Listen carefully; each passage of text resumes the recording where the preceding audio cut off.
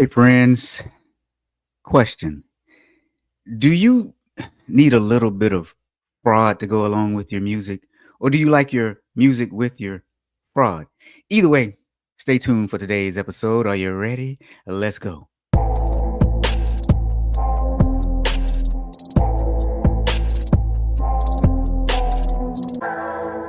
Welcome to the Friday Fraudster podcast. Join them as they discuss sad, funny, and sometimes disturbing fraud stories.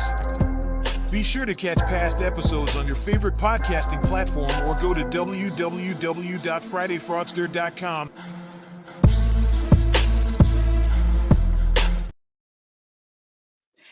Hey, welcome to episode number 134 of the Friday Fraudster. You know what? We're not going to waste a whole lot of time today. I just want to thank you for joining me. And I got a question for you all. Let me know, would you like to get CPE for listening to the podcast? Just email me. Drop yes or drop CPE into the chat. Just let me know. Now, while I have your attention, I would like to invite you to join me this Tuesday on the next episode of Audit Bites. It's going to be a fun one, friends. You want to know what it's about? Well, let me tell you. Tuesday's episode, it's going to be episode number 56, and we're going to talk about 4 reasons auditors must review artificial intelligence. 4 reasons auditors must review artificial intelligence. Because remember now, Audit Bites is your bi-weekly podcast where we help auditors to become awesome. I see a lot of people here already today. Stephanie's here from Idaho. Hello there, Stephanie. Mike Hurst, my man. Wait a minute, who is this LinkedIn user? I don't know who that is. I'll figure it out by time the show is over. And Karina is here. Good day, ma'am. And well, so today let's bring on our guest, who at this point should be no surprise. Surprise! Okay. So, Christine. Yes. I've got a question for you. Better be a good one. Who's your favorite guitarist?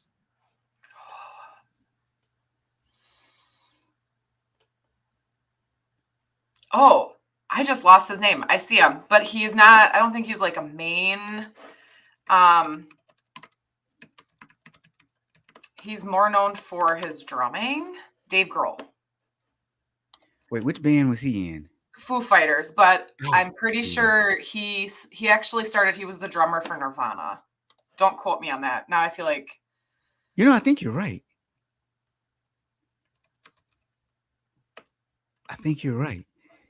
So...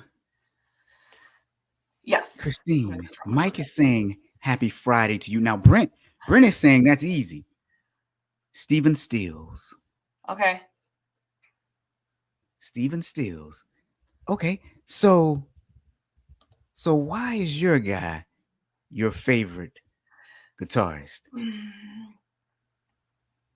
Well, I grew up on Nirvana, like early middle school days, and then I liked the Foo Fighters getting into high school and stuff like that. So it's just my style of music. I'd say it's between him and Prince, because I also really love Prince. Yeah, Prince is just, oh my goodness. So, yeah, I like Prince. I like Hendrix. Mm-hmm. You know what though? Who I really, really like, although probably not as good as them technically. I think I just like the entire persona of this person. Okay. I like Joni Mitchell.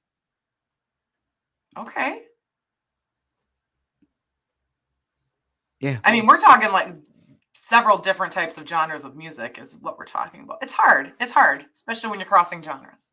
Yeah, it's really hard because then you could think about the blues, because I really like B.B. King. Mm-hmm. Yep. Oh, that man. Mm-hmm. Telling you, he could throw down. So look, for everybody listening, who's your favorite guitarist? I'm just curious. Who's your favorite guitarist? Oh, Now Brent is saying that Stephen Stills also happened to be one of his clients for many, many years. Now that is fun. I bet That there's is some cool. stories there. Yeah, there have got to be some stories there. So, for anyone else, who's your favorite guitarist? Now, as we always do, there is a tie-in. You may not get the tie-in until close to the end today, but there is a tie-in. So listen, so I got to tell you one reason that I like Joni Hmm. is because, and see, a lot of people don't know this about her. Some do. The older folks may, but when she was 9 years old, she contracted polio, and so it really affected her left hand, I did and not know that. so it made it hard for her to play traditional chords. And I really like people who've overcome some odds, right? Hmm. That's one reason why I like Joni. Oh, now see, I didn't know. Brent says that's who Graham Nash wrote Our House for. I didn't know that. Now Mike Hmm. says Waddy Wacho. Who's Nice. that? Let me think. Let me think. He. Oh, Mike is Oh, probably okay. going to tell us. Um, which band was he with? He was with. He was Oh, with Keith Richards. yes. Thank you. I And recognized him, didn't know his name. yeah, yeah. Now Stephanie says Slash. That's another good choice though. Yep. Slash is back. I almost said something. We're on a family show here. Slash, Slash, man. Let me tell you. So when I was growing up, um, we we really really liked Guns N' Roses, and so there were a few of us in the hood. We'd be sitting there playing on one hand some hardcore gangster rap, and then on the other hand, Paradise City. Um, what? Hmm. Now Mike is saying Warren Zevon. Oh, and he Stevie likes Nicks, Stevie Nicks. Yeah, that's another good choice. Stevie Nicks. Okay. Yeah. Got to give Johnny you that. Lang. Oh, yep, Johnny Lane. So yeah. So I like Joni Mitchell because again, just being able to strum as well as she can, Hmm. having had polio and it really affected her hand. I just thought that was kind of awesome. Yeah. And I'm always amazed at the things that people can do when they overcome disabilities. I see where you're leading with this now. I, I can always tell when you get it because the look on your face is like, I'm like, ah, yeah, where is this going? But now I got yeah, it. yeah, yeah. Well, and sometimes though, sometimes people with disabilities need extra care. They need Mhm. some people to look after them. And there's always help for the young and for the old whenever they face some sort of disability and need some sort of help in life. Right. And I think that's always a good thing that we can always help people out. And I think that I'm not the only one that believes in that. I think I'm not the only one that believes that we should help people when they have disabilities. Oh Um, yeah. yeah, yeah. And I think we're all amazed at people who can overcome disabilities, Hmm. you know. So that's why today in our story, I was amazed at what this one mother was able to do for her son. So listen, guys, in today's story, there was a registered nurse who had a special needs son, and he needed 24/7 care, and he also needed to be in a special school too. And so she applied for several grants in the state of Arizona, and she received them. One was for private school, and the other one was for 24/7 care. Yep. And aren't we lucky to live in a country when things like this are available to us? It's nice. It is. I mean, that stuff is not cheap by any means, and not everybody can afford that type of care. Yeah, yeah. So, now, do you know anyone that's ever had to be on any kind of assistance like that? Not for like additional help. Like I've know some people that have had to use like state benefits to Mhm. help like with their kids because they didn't have enough money, stuff like that. So I do know a couple of people that utilize it, but they need it. So I also know like our school program has like a lunch program for any students that parents can't afford daily lunch, or even breakfast. So Wisconsin does have that for lower income families, that the school will provide 2 meals to their children a day during the week. Ah, okay. And that's awesome. Like, I Mhm. really think that that is awesome. Now, in the state of Arizona, they have a couple of programs. They have one program that's called the ESA program, and that stands for the Empowerment Scholarship Account. And that's a program that provides funding for parents to use towards their child's education, which also includes private school tuition, tutoring, online courses, and other educational expenses. But Arizona also has something else called the Arizona Healthcare Cost Containment System, which is Arizona's Medicaid agency. And so both of those things are available to people when they actually need them most. Mhm. And so, you know, I, that's why I was glad that um, when this young lady who was a nurse had a special needs son that needed 24/7 care was able to actually get the funding that she needed from these programs, you know? And that wasn't her only child. So Yeah. she has multiple kids working. A registered nurse, that's a tough job. Yeah, That's she a was a registered stressful job. nurse. Mhm. Yeah. Well, and I think she was a single mom also. So a registered nurse with 2 kids to try and take care of. Mhm. That's a lot. So anytime you can get some funding, that's really great. Right. So yeah, yeah. Unfortunately, I wasn't waiting for the but. But unfortunately, um, no one knows what her child suffered from. It was some sort of undiagnosed illness, and the money that she got from the programs, she got nearly 88,000 from the ESA program, and then 42,000 from the Medicaid program. And apparently, um, well, her son really didn't need 24/7 care because he is a talented guitarist who does shows in Arizona and California. yep.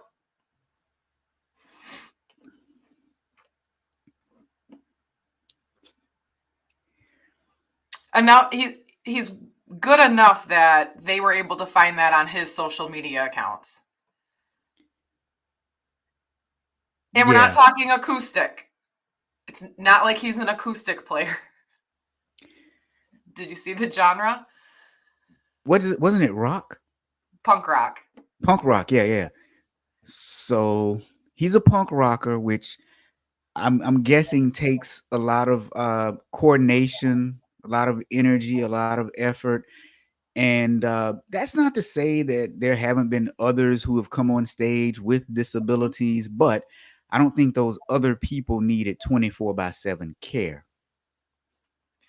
And her, because I don't want anybody thinking that we're making judgments. Her ex-boyfriend did come forward and talk to investigators and said the teen could take care of himself, of his hygiene. He can make his own meals every day without assistance. So somebody that was part of that is telling investigators, no, he didn't need that type of care. He can take care of himself. Yeah. So the ex-boyfriend said that she asked him to forge time cards and pretend to provide educational services for her son on an ongoing issue. So here's what she ended up doing. She created at least one, and I think maybe it said two companies where she was saying that those companies were providing care as well as education for her son. And she was billing these services through her companies. And she asked her ex boyfriend to forge documents to say that he was providing that care. And he actually told a news outlet that he didn't want to get involved in any of it and he disagreed with her schemes. But did he say something right away? Like, do you know what I'm saying? Like if somebody would come to you, Rob, and say, hey, I've got this plan, I want you to help me out, and you said no, would you just leave it at that and assume that they're not going to go forward with it? Would you say something? Would you speak up to the agency that should probably be notified? So it's making me wonder. You know, that's a tough one. And here's why I say it's tough though. If you're asking me, I probably would, but I would because I think I have the resources to be able to find someone at the agency to contact.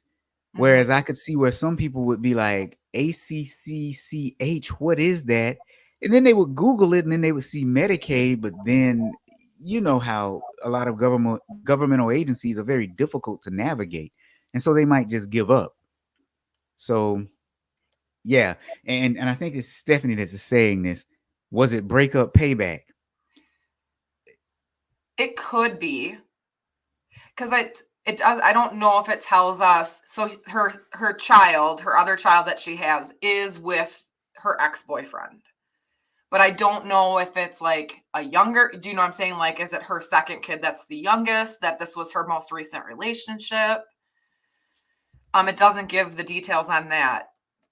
But I did look at it. He was the one that blew the whistle. Yeah. Well, and here's the thing though.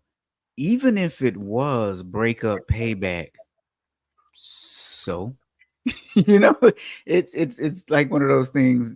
Yeah, because the thing is, she tried to rope him into the scheme, and he said no. So he could have very well had gotten in trouble if the scheme had been discovered before he said something. They could have investigated him. Now he would have been cleared most likely, but they could have investigated him and dragged him into it as well. So yeah. And it's Now, making me wonder, because this was over 4 years she did this. yeah. So they could have been together. With the private school, though, and here's a couple of things that they found. Started looking at the records. The private school reimbursement claim, they were claiming that he was in school 4 to 6 hours a day. Now, some of the times that he was supposed to be in private school actually overlapped with the times that he was supposedly getting the 24/7 care from a care practitioner. And so that was one of the red flags after the ex-boyfriend blew the whistle. Yeah. But you know, there's something else I started wondering on this. So in the indictment, of course, they blurred out what the child supposedly had, because that's a HIPAA violation, right? But the ex-boyfriend was saying, and the news outlets are saying that whatever it is, he hasn't been officially diagnosed with anything. So I would think before you could claim money from those programs, you'd have to have like an official diagnosis so that you could give it over to the program administrators. Did she falsify that? You know what I'm like? She is a registered nurse. She probably knows what those look like. She did have 2 accomplices. We don't know a whole lot about them. So there's a part of me going, she's in the right field of work to know what the state would need to see. Aha. So I'm glad you said that because the alleged scheme began January of 2017. Mhm. Um, and now summer of 2022 was when they were actually indicted. However, however, she was a nurse, like you just said. But did you know?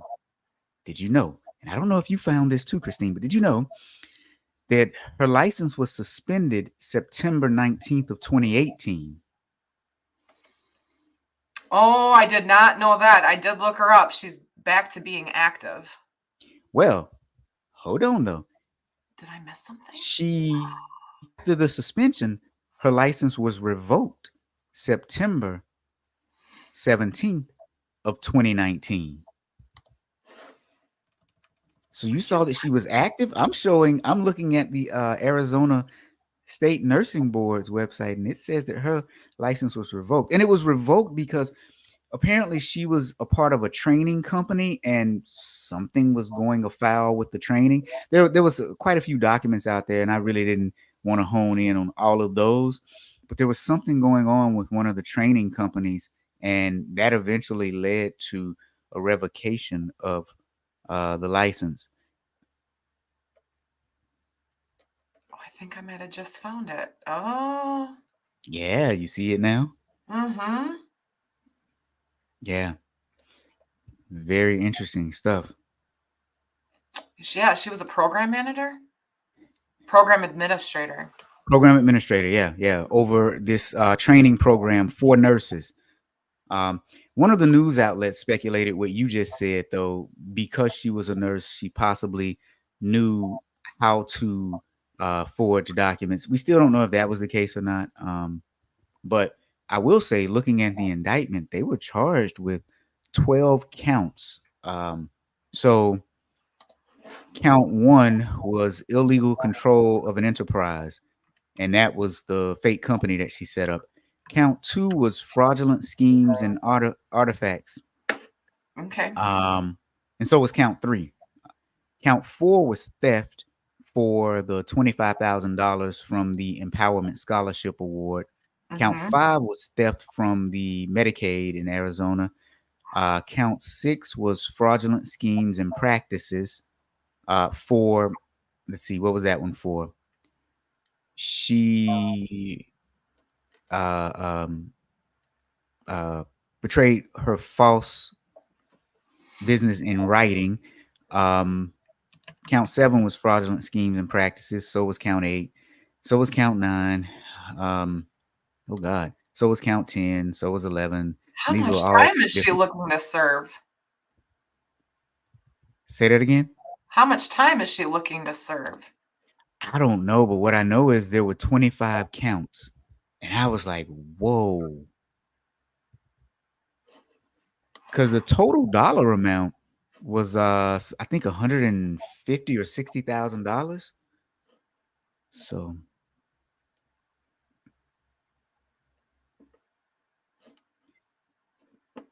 I think if we have a few lessons learned from this, it's if you're giving money for some sort of medical condition, at least get the medical diagnosis. Double check it, make sure that it's not fake. But on her side, when I'm looking at it, it hmm, if you need help, ask for help because it looks like when she was doing the training company, they were doing some fraudulent things, which is why her license got suspended. But I'm guessing she was doing all of that because she was, trying to take care of two kids. Um, Ask your family for help. Move back in with your family if you have to. Reduce your lifestyle. Because now the kids don't have like mom around, and that's not that's sad. Yeah, I'm looking it up and it's on there, unless it's the nursing registry. Says that hers is unencumbered. Oh, now that's interesting because I'm Unless looking there's at the another other woman one. by her name. Yeah, I Yeah. mean, it could be another woman by her name, but I think it would be odd that she actually lives in Arizona and is a registered nurse. It's very possible.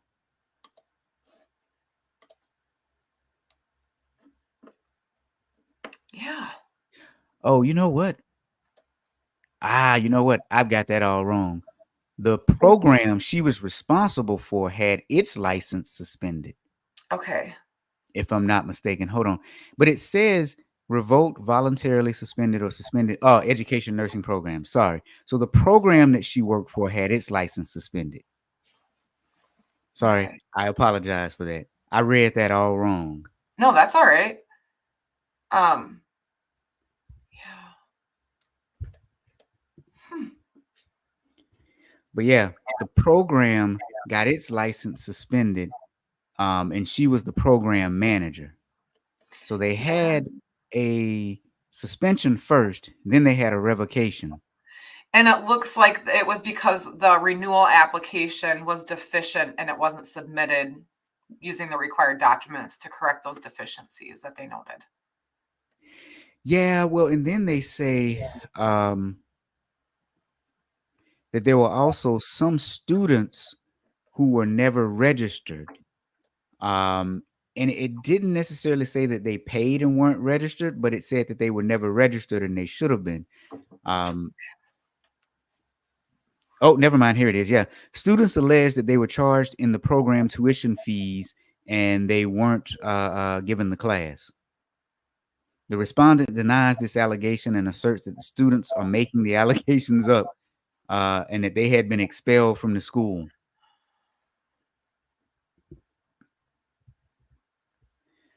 So we see here some potential misappropriation of money on this end as well. So forgive me, it was the program and she was over the Mhm. program, but the allegations were that the program collected money from students and then didn't enroll them in the programs that they paid for. And nothing was done further with this piece of it, though. It was just an allegation, and then they refuted the allegation, and then it was kind of left at that. Yeah, this is going in. She acknowledged that that someone else was the owner respondent and did not authorize her to make the change with the Arizona Corporate Commission and that she was not the legal owner of the respondent. So it sounds like she also had made changes to that company. Yeah, because if you look on their website, the contact person is her, and it's her email address, her Gmail address that's listed as the contact email address for that particular program. So, but yeah. Yeah. All right, so So let us know. funny. Let us know, guys listening, what do you think about this one?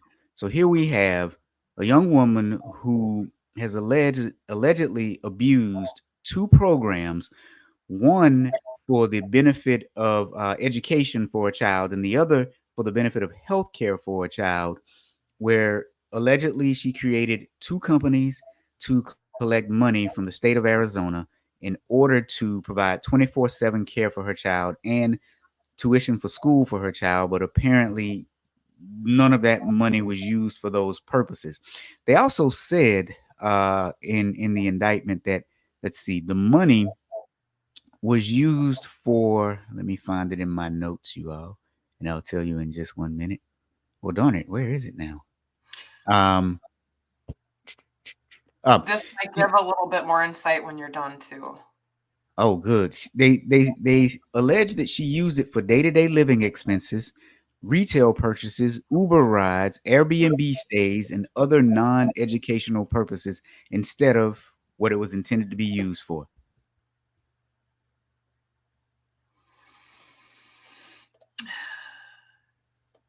So it did confirm that the three total, so her and her two friends, they were employed as caregivers through entities that bill AHCCCS for services concerning her son. So they knew what they were doing. Insider information. They knew how to work it. Yeah, yeah. Now Stephanie is hitting a good point. She said it seems like a lot of work for 80K. And that's over 4 years. Well, and here's the thing too, and I say this, I've been saying this at most of the shows now.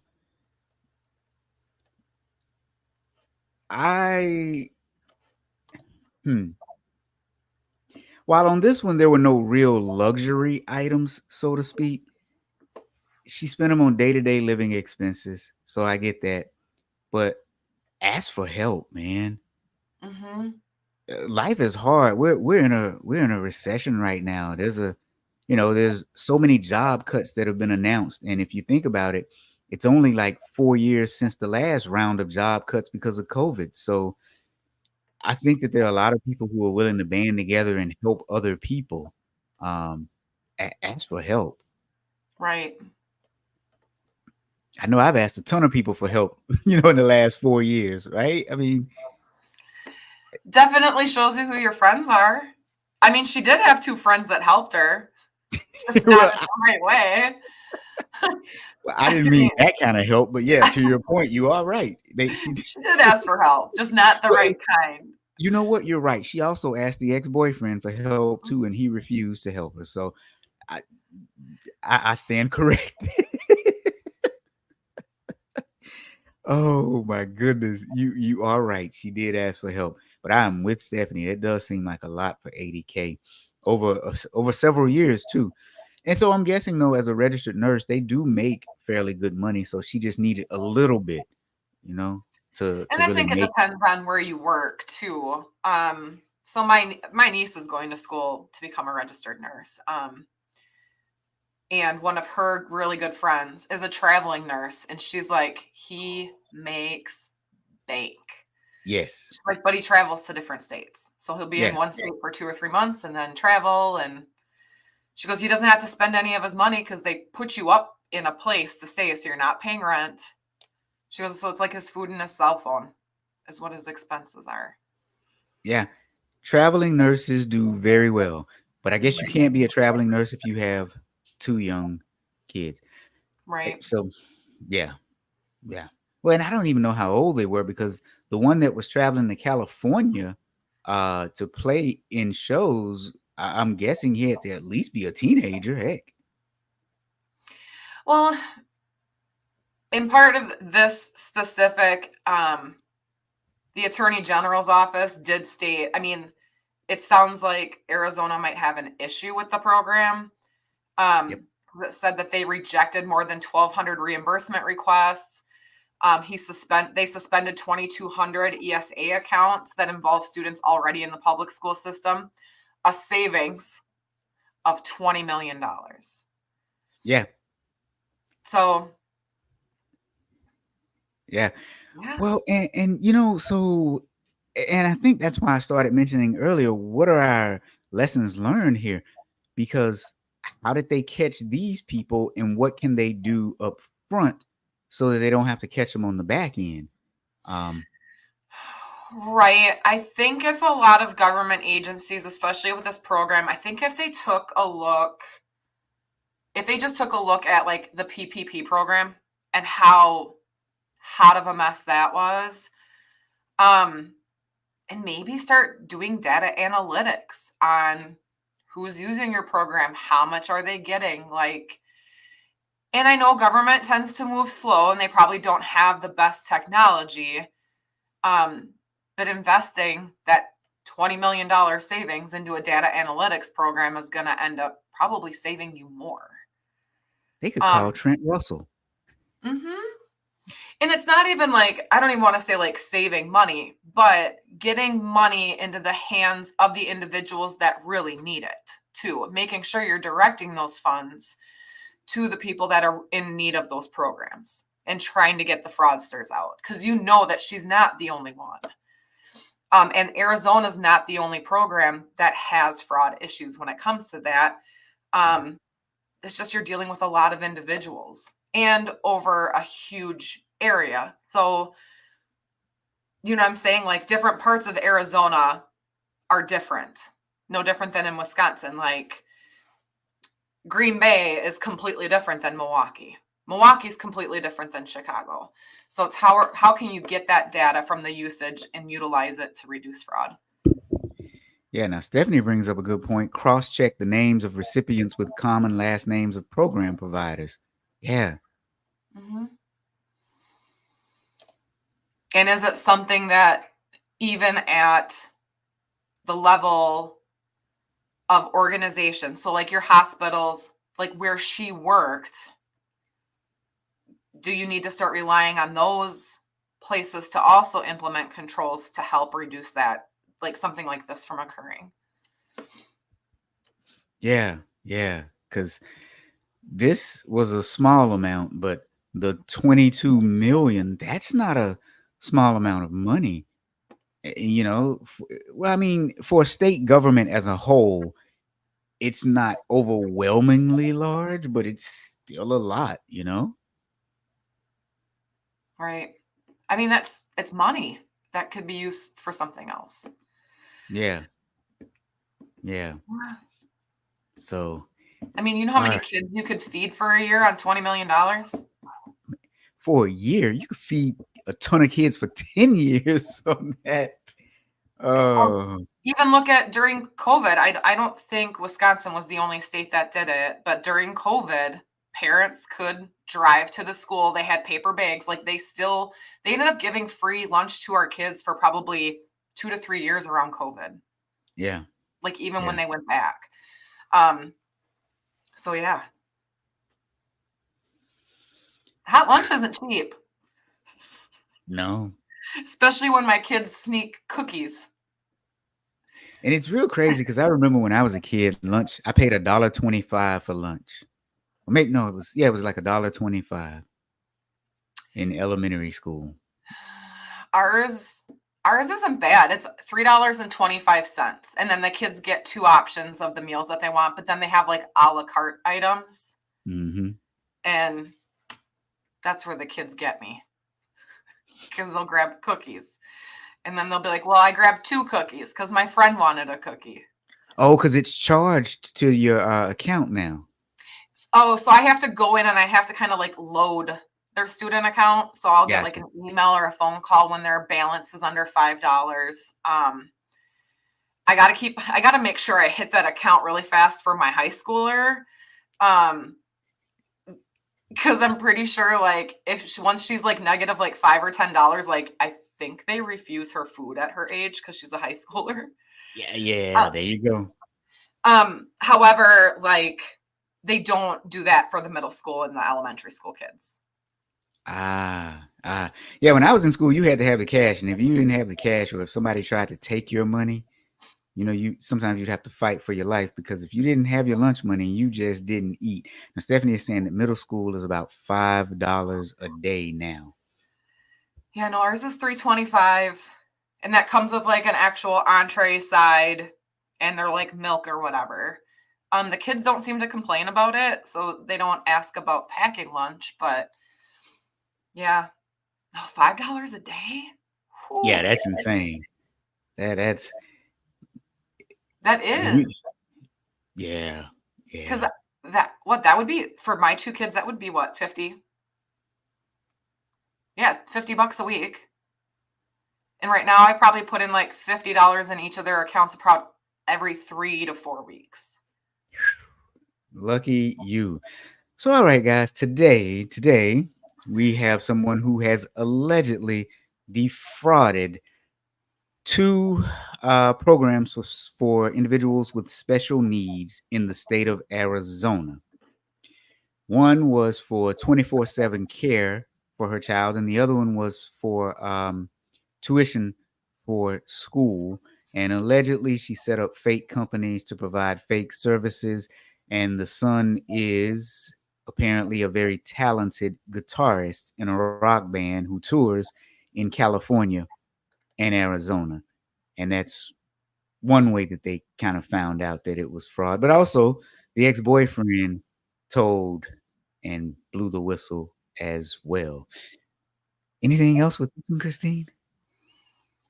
No, I just, like you said, if anybody needs help, ask for help. Not that, I mean, I hope that nobody in our audience is thinking about going down this road, but at least I don't think they would. But Yeah, I wish we could sit here and say that fraud, when it comes to government programs, hopefully will eventually deplete and go away.